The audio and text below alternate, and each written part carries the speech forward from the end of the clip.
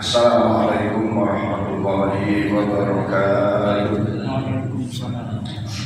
Ya Rabbi bil Mustafa balligh maqasidana waghfir lana ma ya wasi'al karami.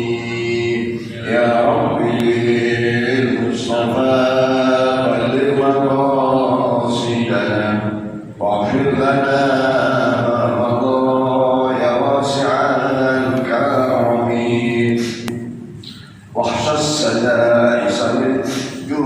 ومن سبع فربما شر إذا تحمي. يا رب للمصطفى بلغ مقاصدنا واغفر لنا ما مضى يا واسع الكرم. اللهم صل وسلم وبارك عليه وعلى أعوذ بالله من الشيطان الرجيم. بسم الله الرحمن الرحيم. الحمد لله رب العالمين وبه نستعين على أمور الدنيا والدين والصلاة والسلام على أشرف الأنبياء والمرسلين سيدنا وحبيبنا وشفيعنا ومولانا محمد صلى الله عليه وسلم أجمعين. قال الله تعالى سبحانك لا علم لنا إلا ما علمتنا إنك أنت العليم الحكيم. رب اشرح لي صدري ويسر لي أمري واحلل عقدة من لساني يفقهوا قولي. قال المصنف رحمه الله تعالى به ونفعنا به وبعلومه في الدارين آمين. Hadirin bapak-bapak jamaah masjid Nabus Salam yang insyaallah senantiasa dirahmati dan diridhoi Allah para jamaah masjid Tahir dan yang telah senantiasa istiqomah dalam melaksanakan berbagai amaliyah ibadah baik wajib maupun yang sunnah. Mudah-mudahan berbagai amalan ibadah kita senantiasa diterima oleh Allah Subhanahu wa taala. Kita mendapatkan ganjaran pahalanya, kemudian ganjaran pahala yang menjadi bekal yang berat bagi kita bersama Allah Subhanahu wa taala. Timbangan amal kebaikan kita sangat besar di sisi Allah sehingga kita menjadi orang yang bahwa fi'lan syakradiyah, orang-orang yang senang menghadap Allah dan Allah berterima atas amalan kita. Sekaligus mudah-mudahan Allah kita husnul khatimah dan mendapat syafaat dari Rasulullah Muhammad sallallahu alaihi wasallam. Amin ya rabbal alamin. Amin. Para jemaah sekalian, kita lanjutkan di dalam kitab Risalah Umat Muhammad sallallahu alaihi wasallam tentang keutamaan sholat witir. Kalau yang lalu beberapa malam Senin yang lalu dan beberapa malam Senin kita telah bahas betapa pentingnya kita menjaga 12 rakaat sebagai sholat sunat rawatib baik qobliyah maupun ba'diyah, dan beberapa keistimewaan orang-orang yang istiqomah di dalam 4 rakaat ba'da isya atau 4 rakaat qobliyah zuhur dan ba'diyahnya, termasuk di dalamnya adalah qobliyah subuh atau 2 rakaat qobliyah subuh. Intinya mari kita berikhtiar dalam satu hari satu malam jangan kurang dari 12 rakaat sholat sunat rawatib. Boleh jadi misalnya qobliyah zuhurnya ketinggalan, tak qobliyah, tapi kita jaga ba'diyahnya. Kemudian kita jaga pula qobliyah asarnya. Atau sudah kita rasakan qobliyah zuhur 4, ba'diyah zuhur 4, ternyata qobliyah asar ketinggalan, maka ba'diyah isya dan ba'diyah maghrib dan isya mari kita jaga sehingga tidak kurang satu hari satu malam itu 12 rakaat sholat sunat rawatib. Apalagi qobliyah subuh yang masya Allah, walaupun boleh jadi kita sholatnya di rumah, kan satu dan lain hal, bahkan bangunnya mepet-mepet ya. Tapi berupayalah termasuk diri saya untuk bisa qobliyah subuh. Jadi sangat sayang kalau saya lihat ada beberapa jamaah itu kan kelihatan saya subuh waktu saya juga nengok siapa di samping di sebelah kanan yang ujung. Nah ini artinya untuk sekedar untuk motivasi saja. Ya, andaikan di rumah sholatnya, maka jangan tinggalkan sholat qobliyah subuh yang sangat-sangat luar biasa istimewanya. Ini semua bagian dari keutamaan umat Muhammad Sallallahu Alaihi Wasallam. Kalau yang baru saya sampaikan di dalam peringatan Maulid, bahwa salah satu keistimewaan umat Muhammad itu amalnya sedikit, pahalanya banyak. Sungguh pun sedikit amalannya, pahalanya banyak, tapi banyak juga di antara kita yang tak terbiasa. Sebenarnya bukan tak mau, tapi belum dibiasakan. Maka man syabba alaihi, sabda Rasulullah SAW, sesungguhnya kebisaannya itu karena kebiasaan. Ya, dibiasakan, dan untuk mulai membiasakan ini yang berat.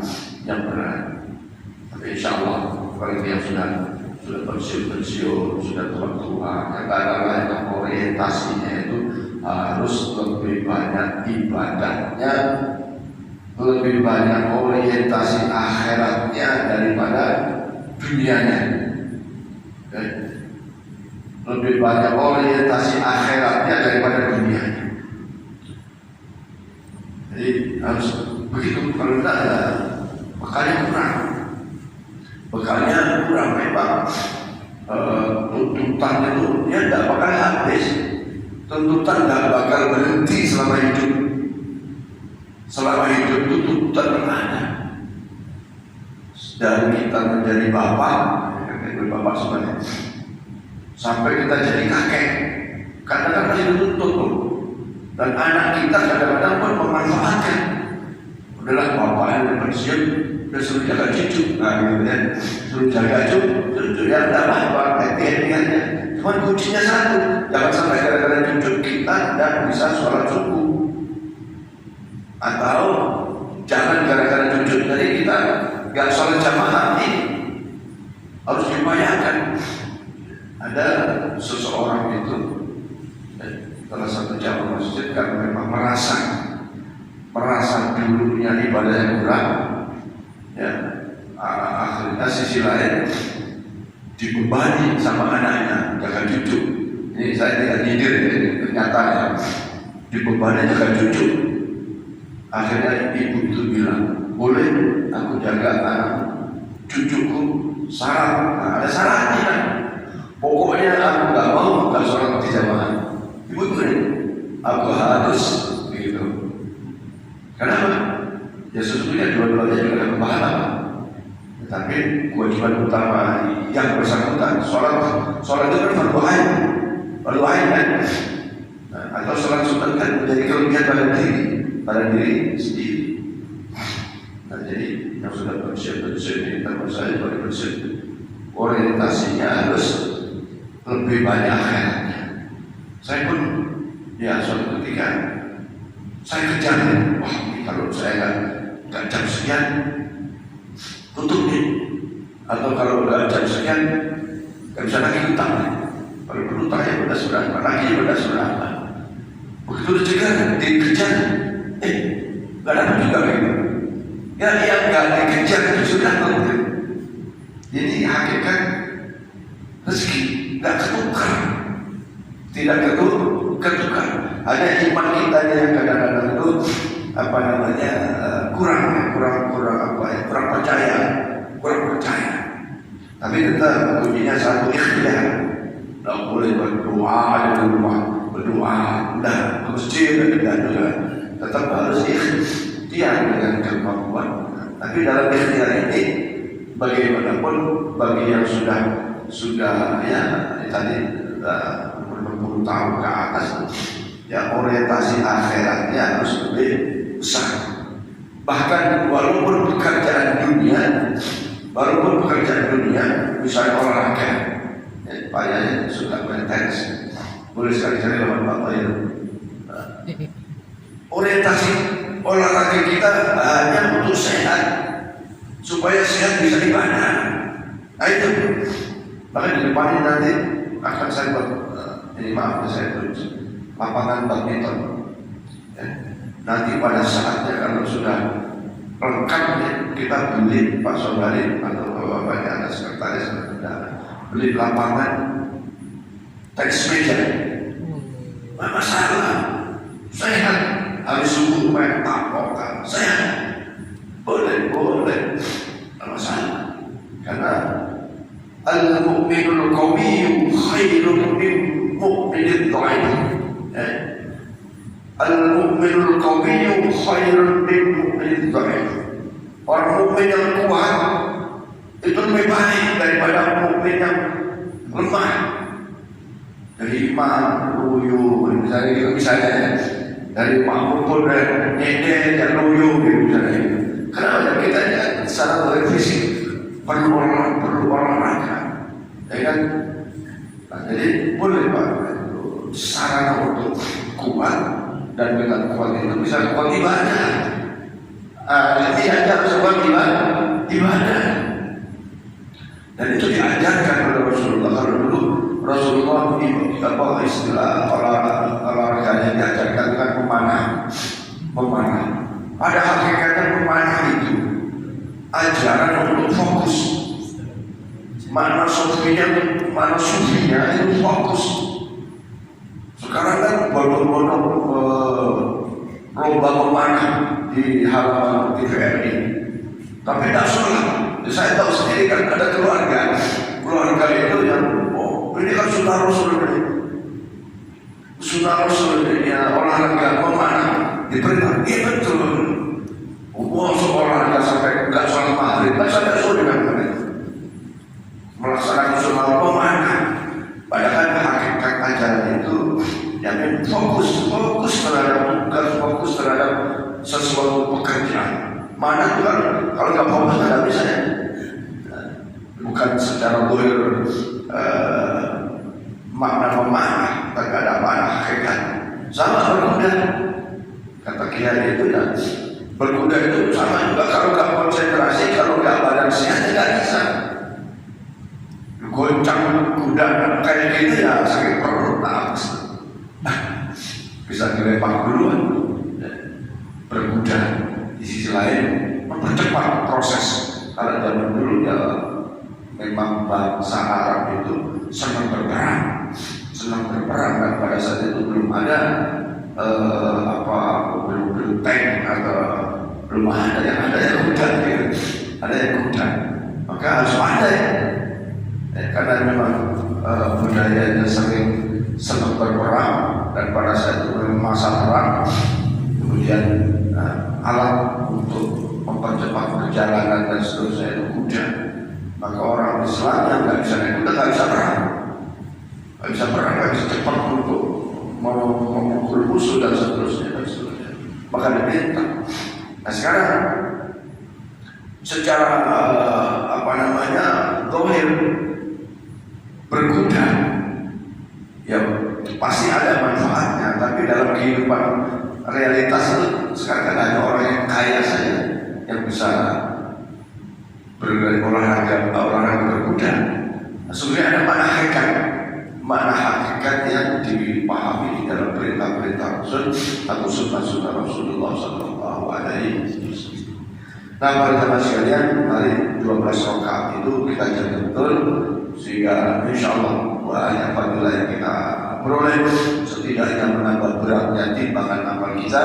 Dan faman khaffat mawazinuhu fahuwa fi 'ishatin radiyah. Siapa yang berat timbangan amal kebaikannya, maka ia berada dalam keridhaan Allah Subhanahu wa taala dan kesenangan dalam kehidupan kita di alam barzah, dalam akhirat. Amin ya rabbal alamin. Kemudian para sahabat sekalian, kita ke bab witir. Dari Ibnu Umar radhiyallahu anhu, Rasulullah telah mendengar Rasulullah SAW bersabda, ya ini hadis diriwayatkan oleh Imam At-Tabrani dan Al-Kabir, kitab Al-Kabir.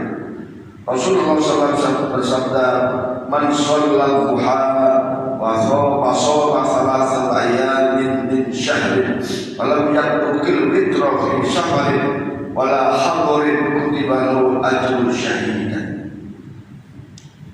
Barang siapa yang sholat duha kemudian wasoma salah ayat dan puasa 3 hari dalam setiap bulannya, artinya di sini adalah ayamul bid, puasa pada hari putih 13, 14, 15. Walau yatukil witro, dan tidak pernah tinggalin witir walau fi syafarin, walaupun dalam keadaan perjalanan, maka kutibalahu ajru syahidan.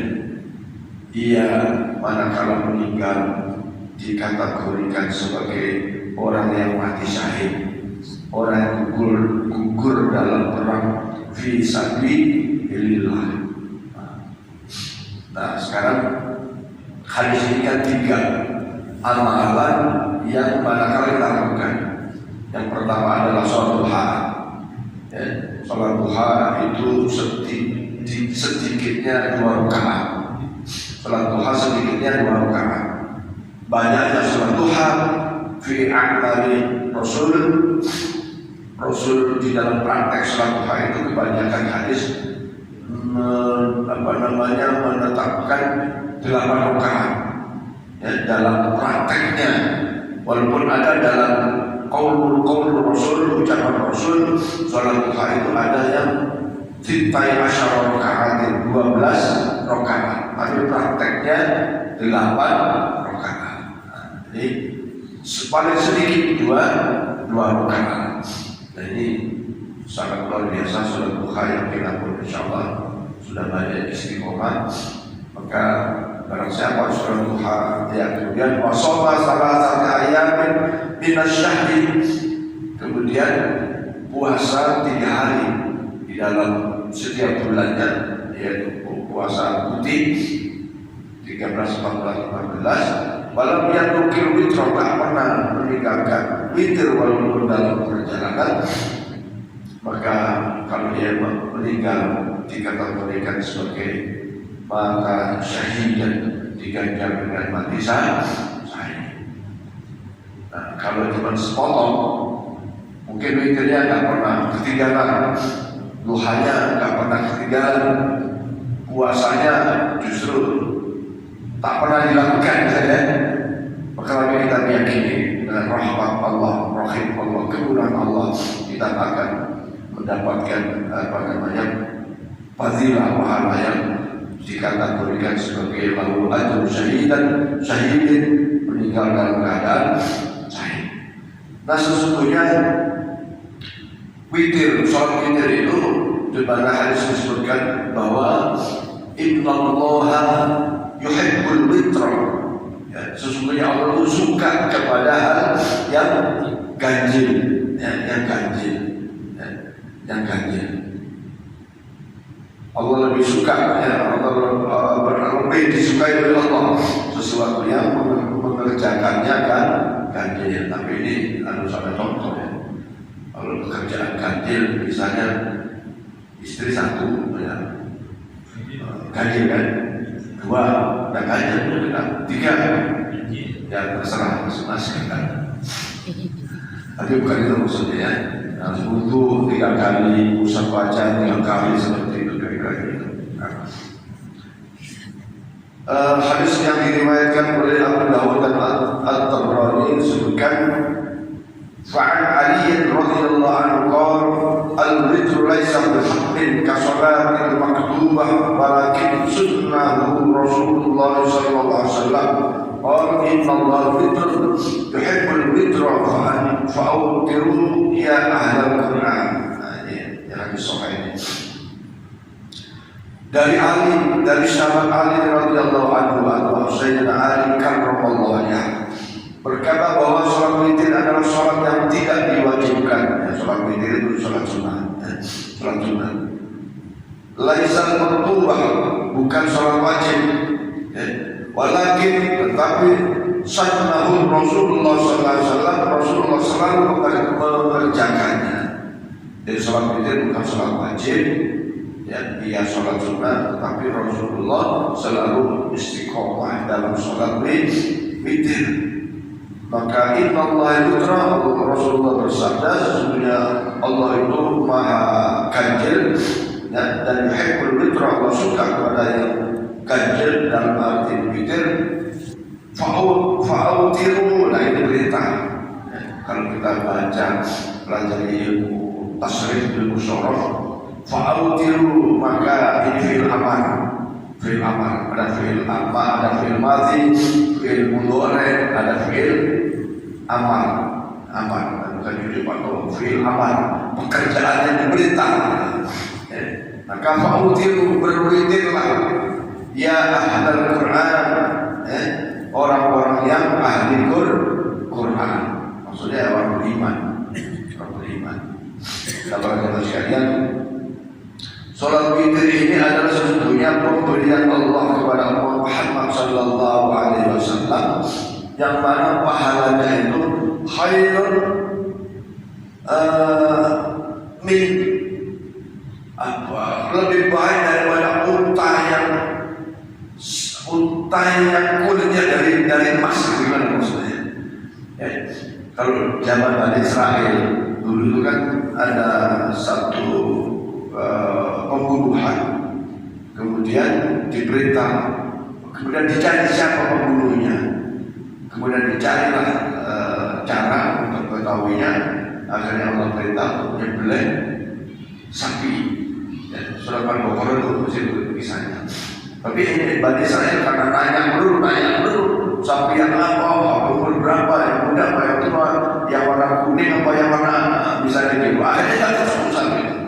Ya, ujungnya ketemu, tapi ketemu sapi orang yang miskin dan menyerupai warna yang kepas-pasan itu, harganya Masya Allah dan luar biasa. Maka ini Rasulullah salah satu keutamaan Muhammad SAW, barang siapa yang mengerjakan sholat witir itu pahalanya lebih baik daripada sejumlah unta yang kulitnya dari emas. Masya Allah, ini menambahkan betapa besarnya pahala.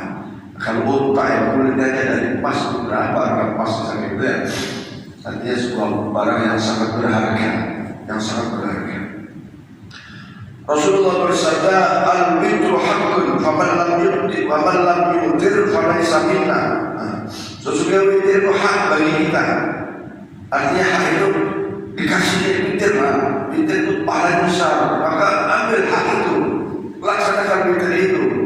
Ya, karena witir itu sangat besar fadilahnya. Al-witru haqqun, faman lam yutir falaysa minna. Sampai-sampai Rasulullah bersabda, kalau umat tidak membiasakan witir, falaysa minna, ia tidak tergolong bagian dari umat Muhammad. Coba saking besarnya fadilah witir. Dan Rasulullah mengatakan falaysa minna itu sampai 3 kali. Falaysa minna thalatha, tidak termasuk golongan umat, sampai 3 kali Rasul. Maka untuk itu mari kita witir ini jangan hanya di bulan Ramadan saja. Habis sholat ba'diyah isya boleh witir. Boleh witir. Mau 1 rakaat boleh, tapi harus dibagi tadi dengan ba'diyah isya. Atau ya 3 witir, habis ba'diyah isya 2 rakaat, kemudian witir 3 rakaat. Sesungguhnya witir Rasulullah SAW itu sebanyak 11 rakaat. Hadis-hadis yang masyhur itu witir Rasulullah itu 11 rakaat. Ya, kalau kita rata-rata bulan puasa itu 3. Ya, tapi di luar bulan puasa, mari kita laksanakan witir kita itu setidaknya 3 rakaat. Fa inna sholata akhiril lail mashghulatun wa dzalika afdal. Sesungguhnya sholat witir itu adalah sholat di akhir malam, tetapi dan itu sangat disaksikan sesakin oleh para malaikat. Wadzalika afdal, yang afdal itu ya sholat yang terakhir di malam hari. Ya, misalnya bukan habis sisa, habis tahajud, habis sholat hajat atau obat atau apa, baru terakhir sholat witir. Tapi bukan berarti tak boleh pada isya sholat witir, bukan berarti boleh. Sebagaimana yang kita rasakan selama ini, pada sholat tarawih dan sholat witir. Nah, para jamaah ini saja bab witir yang kita baca dalam beberapa hadis yang saya sebutkan tadi. Mudah-mudahan saya dan kita semua bisa istiqomah di dalam sholat witir, setidak-tidaknya satu rakaat yang diikuti atau disertai atau diawali dengan sholat sunnah yang lain, termasuk ba'diyai isya. Tidak boleh berdiri sendiri, sebagai ulama tak boleh bersendiri. Ya, habis sholat isya, sholat wajib terus witir satu kali, tidak seperti itu. Tata caranya adalah kalau sendiri harus dibarengi dengan sholat sunat 2 rakaat sebelumnya. Boleh jadi itu ba'diyai isya. Yang enak ya ba'diyai isya sendiri 4 rakaat. Ba'diyai isya yang 4 rakaat karena tadi panggilannya ya. Harap Allah jasadu ala dirah, Allah haramkan jasa kita dari azab neraka. 4 rakaat habis itu baru witir. Nah, boleh 1, boleh juga 3. Saya kira ini dulu, barangkali ada yang ditanyakan. Ya, Pak Haji. Ketika puasa yang sudah 3 hari, 15 tadi Pak, pahalanya kan 9 besar. Nah, sekarang kalau yang sudah 4 kali, yang Senin Kamis kan jadi sebenarnya 4 kali Pak. Ya. Nah, ya macam-macam. Kalau yang 3 kali itu salah saya minasyahri, itu waktunya sudah ditetapkan Pak, yaitu tanggal 13. Ini 13 Hijriah ya, 13, 14, 15 ya, tanggal Hijriah ya. Tapi kalau Senin Kamis ya memang hari Senin dan hari Kamis. Nah, jadi bukan berarti terus dihitung. Misalnya Senin Kamis kali Senin dalam 1 bulan itu berapa kali ya? 4 ya? 4. Kamis 4 ya, bukan gitu maksudnya. Tapi 3 hari adalah tanggal 13, 14. Kemudian ditambah dengan puasa Senin Kamis ya bagus. Masing-masing ada fadilahnya. Apa fadilahnya? Menghidupkan sunnah Rasul sallallahu alaihi wasallam. Rasulullah suatu ketika ditanya, "Ya Rasulullah, dan puasa Senin kan?" Nah, karena puasa Senin itu, kenapa Rasulullah puasa Senin? Disitulah hari itulah aku dilahirkan sebagai bagian dari rasa senang dan syukur Rasulullah puasa hari Senin. Maka barang siapa yang puasa Senin itu mengikuti sunnah Rasulullah Sallallahu Alaihi Wasallam. Apa fadilahnya? Fadilahnya ahya sunnati. Barang siapa yang menghidupkan sunnahku, maka ahabbani, maka ia sungguh sebagai ungkapan cinta kepada Rasulullah. Wa man ahabbani kana ma'i fil jannah. Siapa yang cinta kepada Rasul nanti akan sama-sama berada di dalam surga. Luar biasa, masuk surga itu untuk sangat. Apalagi bersama Rasulullah. Dan pernah saya katakan, kalau kita ini hidup bertetangga dengan presiden aja, udah nilai kita udah beda dengan dan bertetangga dengan Pak Sutowo misalnya, ya. Beda kan? Rumah sebelah saya, Pak Gubernur itu beda. Mampu di mana? Seperti Pak Gubernur, kita aja rasanya ada semacam apa ya? Bukan keheran, ya sekali lagi. Nah ini bersama Rasulullah SAW di dalam surga. Saya kira banyak. Ya sama. Puasa sunnah Senin dan Kamis. Semata itu sunnah. Cuma ada sebagian orang itu jangan dilihat macam-macam. Cuma ini dalilnya nggak jelas ya. Kalau dilihat macam-macam nanti akhir hidupnya itu juga misalnya sakit, kalau nggak Senin, Kamis meninggalnya. Gak usah lihat macam-macam. Pokoknya niat sunnah Rasul itu saja titik. melakukan puasa mengikuti sunnah Rasul. Tapi kalau habis itu terus berdoa supaya hajatnya ini dan itu yang boleh aja. Karena sesungguhnya tawassul berdoa itu salah satunya dengan amal soleh. Di antara amal soleh kan puasa. Karena selain itu kan puasa sunnah Rasul gitu. Ada yang lain mungkin? Ya, Pak Tuhan. Setiap masuk masjid kan kita sholat 2 rakaat dulu. Ya. Terus tepatan di subuh itu ada momen waktu untuk sholat sunnah qobliyah subuh. Nah ini pas 2 rakaat ini cukup untuk kayak ke masjid atau qobliyah subuh pertama kan? Ya, baik. Jadi memang ada hadis sahih Rasulullah bersabda, "Idza dakhala al-masjid lam yaqul hatta shalat rak'atain." Kalau kalian masuk masjid jangan duduk dulu sebelum sholat 2 rakaat.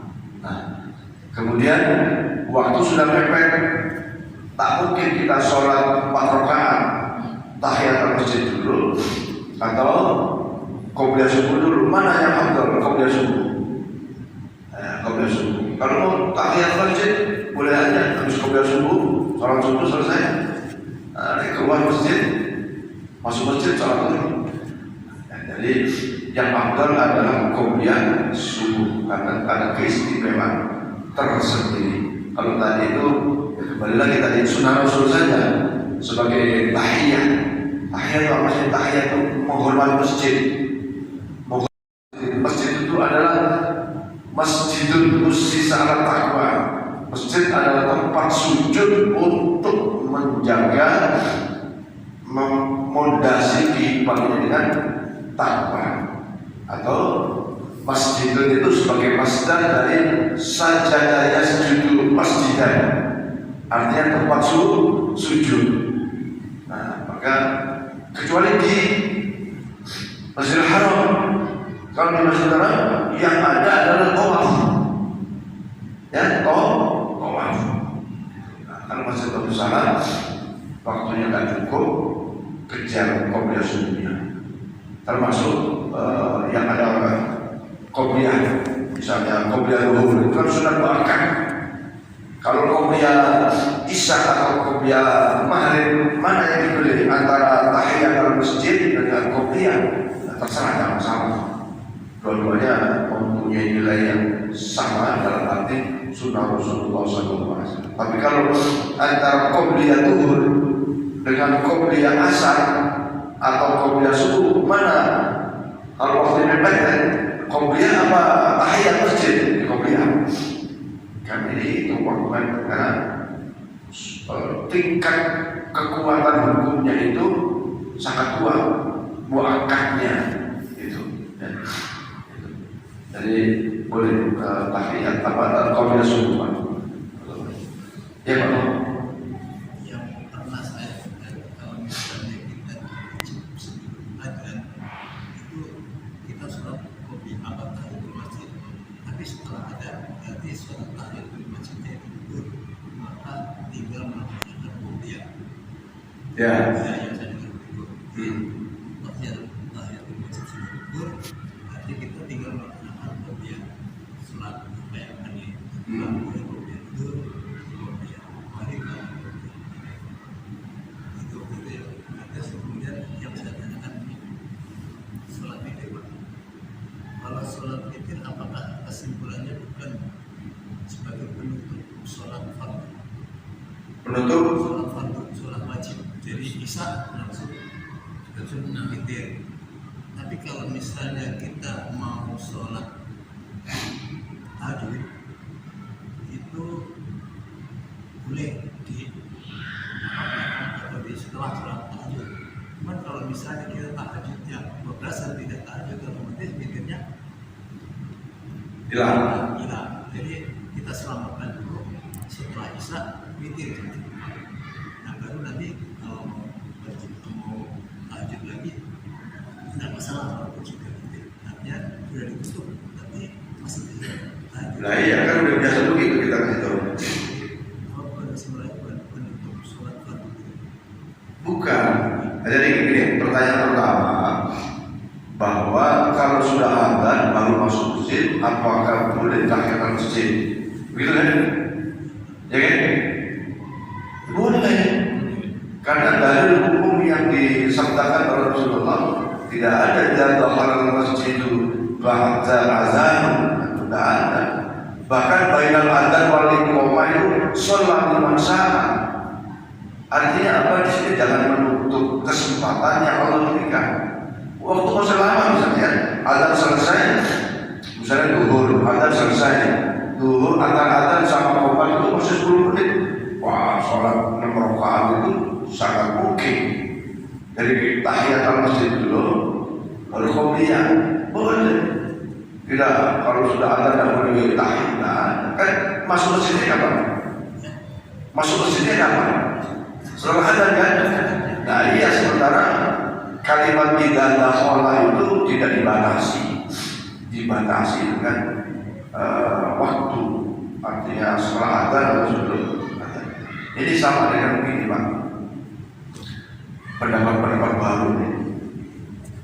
Kalau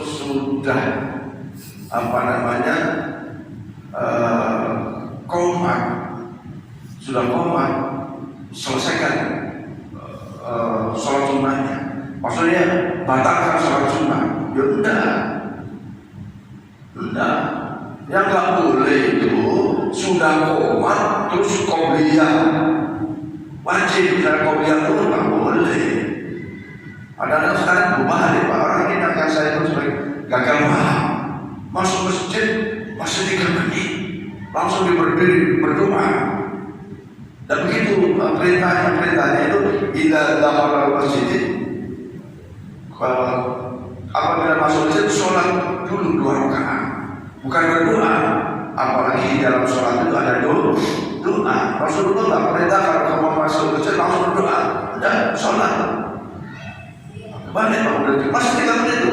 Kita aja masih 2 rakaat itu sepertinya nggak cepat bacanya, belum qomat. Nah, jadi tahiyatul masjid itu boleh, walaupun kita masuk masjidnya itu sudah adzan. Yang penting waktunya masih ada. Nah, yang nggak boleh itu sudah tinggal 1/2 menit, ya nggak usah langsung ikuti jamaah wajibnya atau ikuti qomatnya, jangan paksakan diri. Bahkan dalam sebuah hadis disebutkan kita nggak perlu lari-lari. Saya kejar-kejaran nanti jatuh malah turun. Ya karena memang hari ini terpaksa tertinggal, ya sudah kayak gitu. Jadi kesimpulannya bahwa masuk masjid manakala masih ada waktu, atau masuk masjid setelah adzan ada waktu, boleh tahiyatul masjid lagi 2 rakaat, baru qobliyah. Kalau duhur 4 rakaat, qobliyah asar 4 apa. Jadi duhur kita sholat kita itu bisa 14 rakaat, 14 rakaat itu. Tahiyatan 2, qobliyah 4, duhur sendiri 4 10, ba'diyah duhur 14. Kalau asar ada waktu bisa 10 rakaat balik. Tahiyat 2, qobliyah 4, 6. Asarnya sendiri 4 10. Jadi kita punya target 1 hari 100 rakaat. Bisa nggak? Bisa. Banyak bisa. Dan ya perlu dicoba. Padahal mencoba 1 hari 100 rakaat bisa belum? Bisa. Baik, yang terakhir tentang sholat witir. Memang sholat witir itu disebut tadi itu sholat akhir laili, sholat di akhir malam. Fahuwa masyhudatun wa dzalika afdal. Sholat witir itu baik bagusnya memang sholat akhir malam. Dan itulah sholat yang disaksikan oleh para malaikat. Dan itu dzalika afdal, yang demikian itu lebih utama. Tapi bukan berarti habis sholat ba'diyah isya witir udah bukan berarti tidak boleh. Nanti malam bangun tidak usah witir lagi, gitu. Atau habis sholat isya langsung witir tuh 3 rakaat boleh. Tapi kan kita tidak dapat fadilahnya ba'diyah isya. Sementara ba'diyah isya itu adalah sholat muakkad, baik 2 maupun 4. bukan penutup sholat wajib, bukan. Tapi boleh habis isya 4 rakaat, tak ba'diyah isya terus witir 3 rakaat, boleh. Tapi ketinggalan kan sesungguhnya sholat yang beriringan itu kan habis sholat wajib isya kemudian ba'diyah isya. Kalau witir kan boleh nanti gitu. Nah, jadi sempurnakan dengan bahasanya itu al-muwallah, berurutan habis isya baru ba'diyah isya baru witir. Wallahu a'lam bishawab. Al-Fatihah. A'udzubillahi minasyaitonir rajim. Bismillahirrahmanirrahim. Alhamdulillahirabbil alamin. Ya Allah. Shiratal ladzina an'amta 'alaihim. Bismillahirrahmanirrahim. Allahumma shalli ala sayyidina Muhammad wa ala ali Muhammad. Allahumma ighfir lana dhunubana wa liyadina Allahumma rabbana zidna 'ilman wa rizqan wa shukran. Tayyibah. Rabbana lana min aswati wa dhurriyyatina qurrata a'yun. Rabbana atina fid dunya hasanatan wa fil akhirati hasanatan wa qina adzabannar. Walhamdulillahi rabbil alamin. Assalamu alaikum warahmatullahi wabarakatuh.